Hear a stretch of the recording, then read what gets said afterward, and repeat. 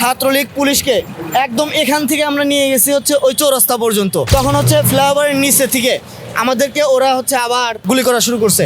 তখন আমার এখান দিয়ে গুলিটা চলে গেছে, এখানে র্যাবও এসে দাঁড়াইতো, এই স্নাইপার দিয়ে এই উপর থেকে মারতো, যখন যেখান থেকে পারতো, কোন চিপা চাপাই থেকে মারতো যা আমরা বুঝতাম না কিছু সময়। তখন আমাদের ভাইরা সরাসরি হচ্ছে গুলি খেয়ে মারা যেত। যখনই হচ্ছে আমরা সুযোগ পাইছি তখনই হচ্ছে শহীদ মিনার, শাহবাগ, ঢাবির মধ্যে এগুলো দিয়ে থাকছি আমরা। আমি হচ্ছে ব্যক্তিগতভাবে এখানে ভাইদেরকে পানি খাওয়াইছি, বিস্কুটের ব্যবস্থা করছিলাম, যা যা সম্ভব হয়েছে তখন আমাদের আন্দোলনের ভাইদেরকে সহযোগিতা করার জন্য সেটা আমরা করছি। ডিবির একটা লোক ছিল, অ্যাটাক করে তার পিছনে পাকড়াও করে ওই গলিতে, মাদ্রাসার পিছনের গলিতে নিয়ে গেছিলাম। সে টয়লেটে যেয়ে পালাইতে বাধ্য হয়েছিল। সাধারণ জনগণের সাথে এই দোকানদাররা আমাদেরকে অনেক সাপোর্ট করতো এই আন্দোলনে ভূমিকা রাখার থেকে। তারা আমাকে ফোন দিয়ে বলতো সকালে দ্রুত চলে আসো, আন্দোলন জমাইতে হইব।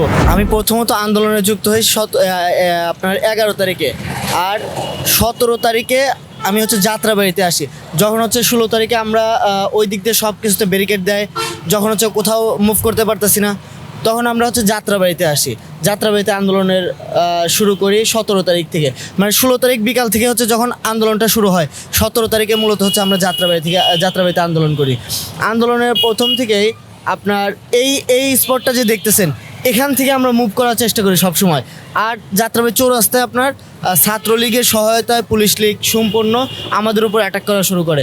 পুলিশ সম্পূর্ণ এই পর্যন্ত আসে যে আমাদেরকে হচ্ছে যখন ভিতরে আবার মুভ করে, আবার হচ্ছে আমরা সাহস নিয়ে ইট পাটকেল হচ্ছে ছুটতে থাকি। আমাদের কাছে যা আছে আমরা তাই দিয়ে ওদের মোকাবেলা করি। ওরা আমাদেরকে বুলেট ছুঁড়ে, যেভাবে আমাদেরকে প্রতিহত করা দরকার সেভাবে প্রতিহত করে। ওরা হচ্ছে আমাদের উপরে উঠে অ্যাটাক করে, আমরা আবার হচ্ছে এটা দখলে নেই। আবার হচ্ছে যখন আমাদের পোলাপান চলে যায় আস্তে আস্তে বাসার দিকে, ওরা চলে যায়, তখন আবার ওরা এসে আবার হচ্ছে এই জায়গাটা দখলে নেয়। আবার হচ্ছে আমাদেরকে যখন হচ্ছে ঘুরে দাঁড়ায়, তখন আমরা আবার পিছন থেকে যারা ছিলাম বাহিরে, তখন তো ওই অবস্থানে হচ্ছে মাদ্রাসাটা ওইভাবে হচ্ছে গেটটা অফ ছিল। আমরা সবাইকে ডাকতেছিলাম, যারা হচ্ছে বের হতে পারছে তারা বাহিরে আসছে। আবার আশেপাশে যারা আছে আমাদের সাথে সাধারণ মানুষ, প্লাস আমরা মাদ্রাসায় যারা হচ্ছে এখানে বাসা নিয়ে থাকা হয় অনেক ছাত্র সবাই আমরা হচ্ছে এই দিক দিয়ে আসি। এই জায়গাটা আমরা সবসময় দখলে রাখা অবস্থা। ওরা এই পর্যন্ত আসতে পারতো না। যখনই আবার হচ্ছে আমাদের পোলাপান খাবার খাইতে যাইতো বা বাহিরে যাইতো, একটু রেস্ট করতে যাইতো, তখনই দেখা যেত যে ওরা এই পর্যন্ত চলে আসছে। এ পর্যন্ত থেকে আমরা আবার হচ্ছে ওদের অ্যাটাক করি। হ্যাঁ, পুলিশ ছাত্রলীগের সহায়তা আর কি। বেশিরভাগই হচ্ছে পুলিশ আসতো, কিছু সময় সেনাবাহিনী আসতো। তার মানে প্রশাসনিকভাবে ওরা হচ্ছে র্যাবকে নিয়ে আসতো, এখানে র্যাবও এসে দাঁড়াইতো, এই স্নাইপার দিয়ে এই উপর থেকে মারতো, যখন যেখান থেকে পারতো, কোন চিপা চাপাই থেকে মারতো যা আমরা বুঝতাম না কিছু সময়। তখন আমাদের ভাইরা সরাসরি হচ্ছে গুলি খেয়ে মারা যেত। এখানে আরও কিছু ইন্টারেস্টিং বিষয় আছে যেগুলো হচ্ছে আমরা এখান থেকে আন্দোলন করে আমি বাসায় যাওয়ার সময় আপনার ফোনটা আমার সর্বদা 2 দিন চেক হয়েছে অলরেডি। এই যে আপনার ধুলাইপাড়ে আমি সেই সময় করতাম কি, আমার সাথে একজন নিয়ে যেতাম, একজন আমাকে সহযোগিতা করতো। আপনার ধুলাইপাড় থেকে আমার বাসা যেহেতু দয়াগঞ্জে, আমি দয়াগঞ্জ থেকে আসতাম, আবার এখানে বাসা নিয়ে থাকতাম, এই বাসায়ও যাইতাম। এখন এইভাবে আমার সহায়তা করছে আমার এক ফ্রেন্ড। এখন ওই ফ্রেন্ডের কাছে হচ্ছে সম্পূর্ণ আমার ফোন হচ্ছে পাল্টাপাল্টি করতাম, ফোনে এমনি কিছু রাখতাম না, তারপর ফোন পাল্টাপাল্টি করতাম যাতে নাম্বারটা ওর নাম্বার হিসেবে ওইটা চলে। ও আমাকে ধুলাইপাড় পর্যন্ত দিয়ে আসতো, তারপর আমি চলে যেতাম। ও তারপর হচ্ছে এদিকে আসতো, না হলে ওর মাদ্রাসায় যেত। এভাবে হচ্ছে কিছু সময় চলতো। তারপর এই জায়গাটা আমাদের হচ্ছে অনেক স্মৃতি জড়িত। যেমন হচ্ছে ডিজিএফআই এর হচ্ছে মহিলা গোয়েন্দা ছিল, যারা একটা সাংবাদিক পরিচয় আসছিল, তাকেও ধরছিলাম, সে আমার হাত দিয়েই আমি ধরছিলাম। তার কাছে হচ্ছে 3টা ফোন, ক্যামেরা, যা হচ্ছে সে সাংবাদিক পরিচয় দিয়েছে, সাংবাদিকের কিছুই পাওয়া যায়নি। ওই সময় আপনার সব কিছু অফ ছিল, তারা নিউজও করতে পারতো না, শুধু সে সাংবাদিক পরিচয় দিয়ে আসছে। তার কাছে যেগুলো পাওয়া গেছে সম্পূর্ণ বড় হচ্ছে অফিসারদের আইডি কার্ড এইগুলোই পাওয়া গেছে। এর জন্য তারপর আমরা হচ্ছে তাকে সন্দেহের চোখে দেখে তার কিছু হচ্ছে সে যারা আন্দোলন করতেছে, যারা ইট পাটকেল ছুটতেছে, তাদের ছবিগুলো সে নিতেছে। এই সন্দেহ থেকে তাকে আমরা ধরার পরে তার মানিব্যাগ টানিব্যাগ চেক করে দেখা যায় যে আপনার সম্পূর্ণ সে একটা সরকারি লোক, এটা প্রমাণ পাওয়া যায়। তাকে আমরা ধরি, তার হচ্ছে আপনার ক্যামেরাটা আমরা পানিতে ফেলে দেই ভেঙে। যাত্রাবাড়িতে আন্দোলন ওই যে বললাম 17 থেকে আপনার 3 তারিখ পর্যন্ত ছিলাম একটানা। এর মধ্যে আমি হচ্ছে 3 তারিখে যখন হচ্ছে শহীদ মিনারে যেতে পারছি, শহীদ মিনারে চলে গেছি। তারপর 3 তারিখ আবার হচ্ছে সন্ধ্যায় এসে এখানে আবার আন্দোলনে ইনভলভ হয়েছি। 3 তারিখের আন্দোলনে ইনভলভ হইলাম, তারপর হচ্ছে 4 তারিখ আবার সকালে এখানে হচ্ছে জায়গায় দিয়ে গেছি। আমরা কয়েকজন ছিলাম যারা হচ্ছে এখানে এই রাস্তাগুলো অবরোধ করে দিয়ে আবার হচ্ছে আমরা 4 তারিখে সবাই চলে গেলাম আপনার হচ্ছে কী বলে শাহবাগে যাওয়ার পরে শাহবাগ আন্দোলন করছি 4 তারিখে। আবার 5 তারিখে সেম কাহিনীটাই হয়েছে। আপনার হচ্ছে প্রথম মেডিকেলে গেছি, ঢাকা মেডিকেলে। তারপর মানে হচ্ছে যতক্ষণ এখানে থাকা সম্ভব হয়েছে যাত্রাবাড়িতেই থাকছি। যখনই হচ্ছে আমরা সুযোগ পাইছি তখনই হচ্ছে শহীদ মিনার, শাহবাগ, ডাবির মধ্যে এগুলো দিয়ে থাকছি আমরা। মর্মান্তিক দৃশ্য বলতে এখানে হচ্ছে আপনার আমাদের এক ভাইকে এই বিল্ডিংটা আর কি, এই বিল্ডিংটা হচ্ছে মারে, সে জানলা দিয়ে দেখতেছে, তখন হচ্ছে তাকে নিয়ে হসপিটালে যাওয়া তো সম্ভব হয় নাই, তখন হচ্ছে এই ফার্মেসিগুলোতে যাওয়া হয়েছে।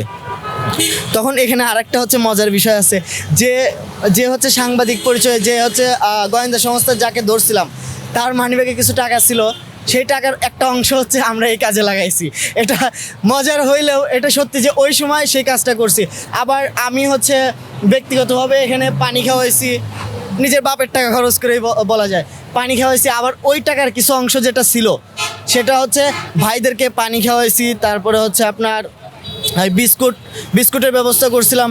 যা যা সম্ভব হয়েছে তখন আমাদের আন্দোলনের ভাইদেরকে সহযোগিতা করার জন্য সেটা আমরা করছি সেই সময়টায়। আবার আরেকটা বিষয় আছে এখানে হচ্ছে একটা ডিবির যে একটা লোক ছিল, তাকে আমরা যে হচ্ছে ওই অ্যাটাক করে সম্পূর্ণ তাকে হচ্ছে তার পিছনে পাকড়াও করে ওই গলিতে, মাদ্রাসার পিছনের গলিতে নিয়ে গেছিলাম। সে টয়লেটে যেয়ে পালাইতে বাধ্য হয়েছিল। সেই বিষয়টা এখনও আমাদের হচ্ছে স্মৃতি হিসেবে থেকে যায়। ভালো মজার বিষয় ছিল এটা।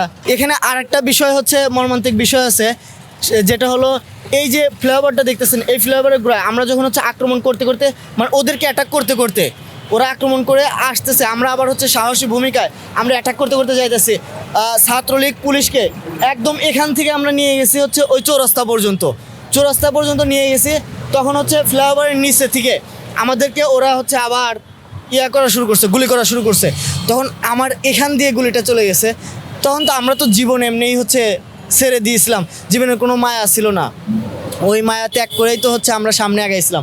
যখন আমার কানের এখান দিয়ে গেল, শুম করে উঠলো, আমার পিছনে একটা হচ্ছে অলে লাগলো গুলিটা।